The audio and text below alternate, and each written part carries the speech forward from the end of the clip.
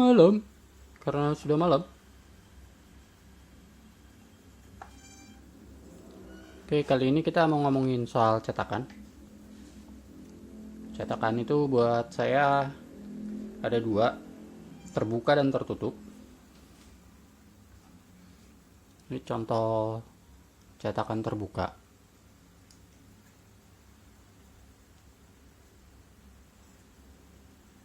Jadi dia dituang, dan satu sisi pasti dia satunya flat atau rata gitu. Ini contoh jadinya. Dia rata satu sisi ya.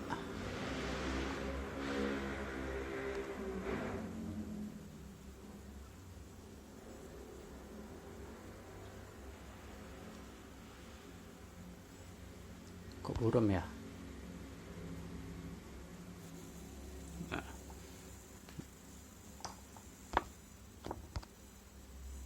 Nah, gini mendingan. Sip. Nah, cetakan terbuka itu ada bisa satu bagian. Ini satu bagian. Nah, bisa dua bagian.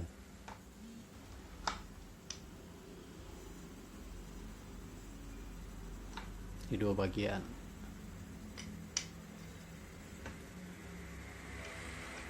Kalau kelebihannya ya kita bisa buat main corak lebih banyak ya. Nih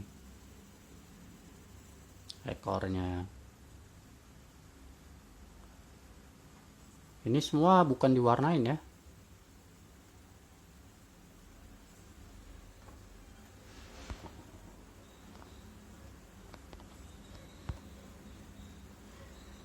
Oke, so sama sistemnya tuang juga. Terus ada cetakan tertutup. Kalau cetakan tertutup udah pasti dua bagian. Seperti ini. Cetakan tertutup bisa dituang, bisa injeksi. Injeksi lah pokoknya, dikasih tekanan.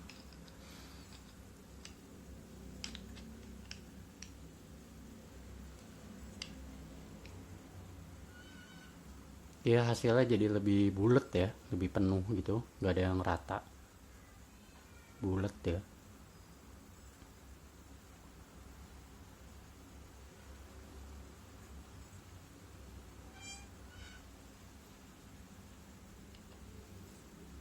Nah, susahnya kalau cetakan tertutup itu, kalian harus bisa ngasih ventilasi atau jalur buangan itu sesuai dengan ininya ya, sesuai dengan kebutuhan. Jadi kalau ini mudah-mudahan kelihatan.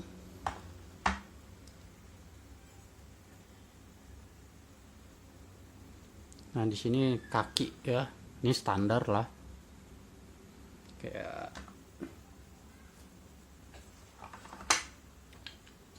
ini juga. Kalau bisa kelihatan tuh.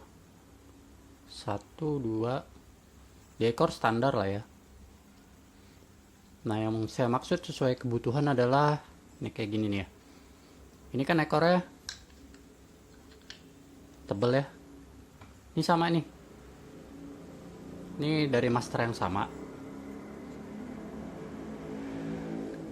Nah, untuk ekor kayak begini, saya lebih rekomen itu di bawah. Nih, kalau kelihatan nih.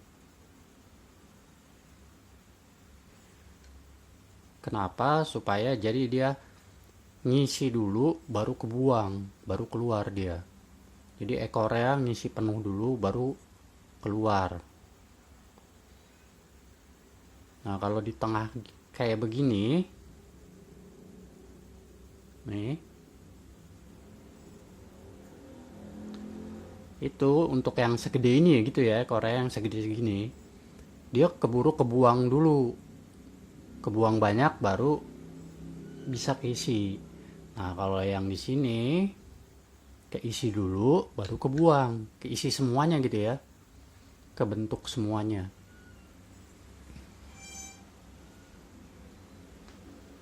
Nah, beda lagi ada yang ekornya tipis. Ekornya tipis itu bisa juga cuma di tengahnya doang.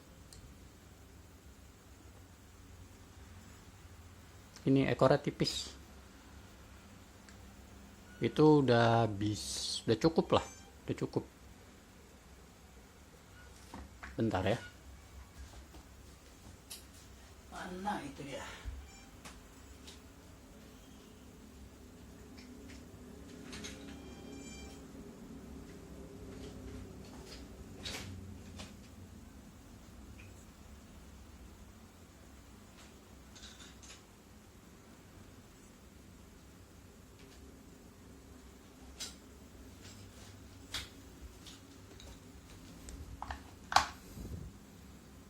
Nah ini ekornya tipis ini. Nah ini ventilasinya cuma satu saya bikin di belakangnya aja, di ekornya aja.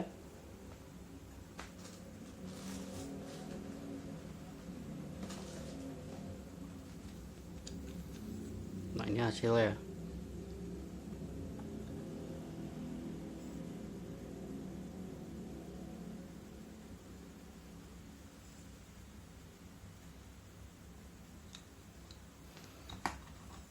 Nah ini yang lebih ribet lagi.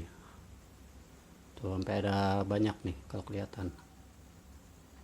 Coba kelihatan nggak?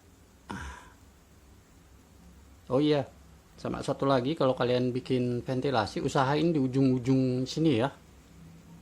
Kalau yang misalnya cukup gede gitu kakinya. Nih kayak gini kan gede nih. Tebel gitu. Usahakan di ujung sini. Kelihatan gak sih? Nah, cakep.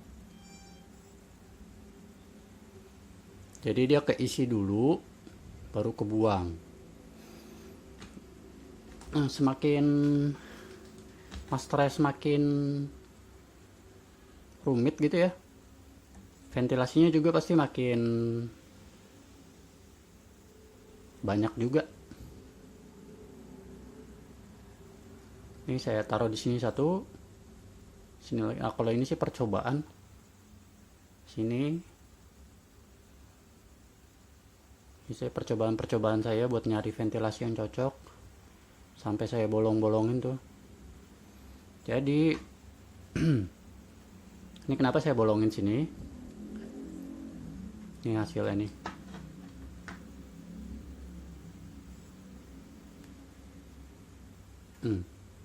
Kelihatan ya. Di sini ada gelombang. Jadi itu adalah udara yang keperangkap. Jadi udaranya nggak bisa keluar. Begitu kita nutup ini, tutup. Di sini ada udara. Oke, kita tuang. Cairannya itu ngeduluin udara.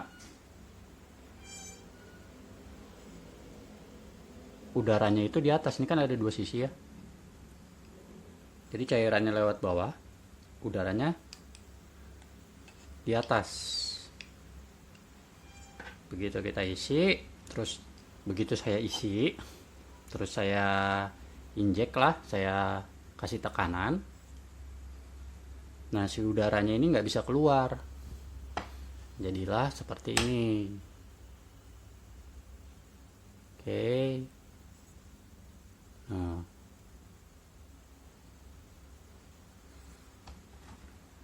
Nah saya udah bikin ini ventilasi di sini untuk ngurangin udaranya.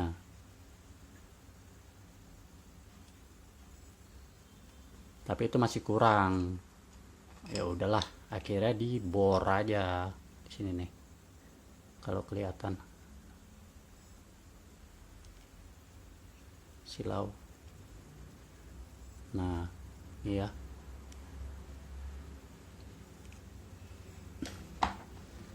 Sama ini di sini nih juga nih.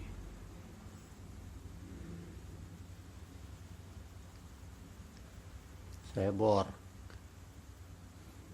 Nah, kalau kebanyakan, ini sih saya nyebutnya bottleneck problem ya, masalah leher botol. Jadi dia kan bentuknya kayak leher botol gitu, menyempit.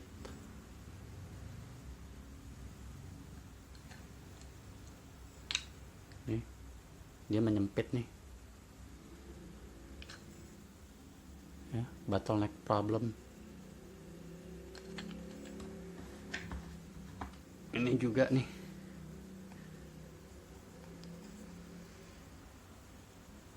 Kebanyakan sih di situ masalahnya. Jadi dia dari apa ya? Nah, yang ini nih, ini lebih jelas nih. Leher botol kan, dari gede langsung mengerucut jadi kecil.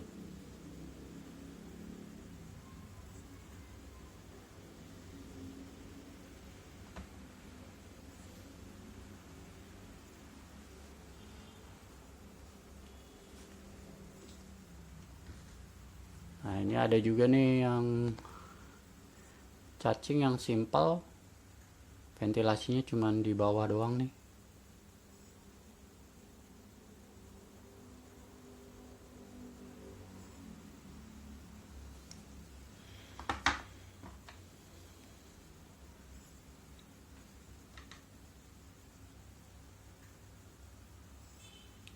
Nah, jadi kalian kalau mau bikin cetakan itu ya harus dicari tahu dulu ventilasi yang tepat taruh di mana. Jadi biar nggak ada lagi udara-udara yang keperangkap terus bikin bolong-bolong kayak begini.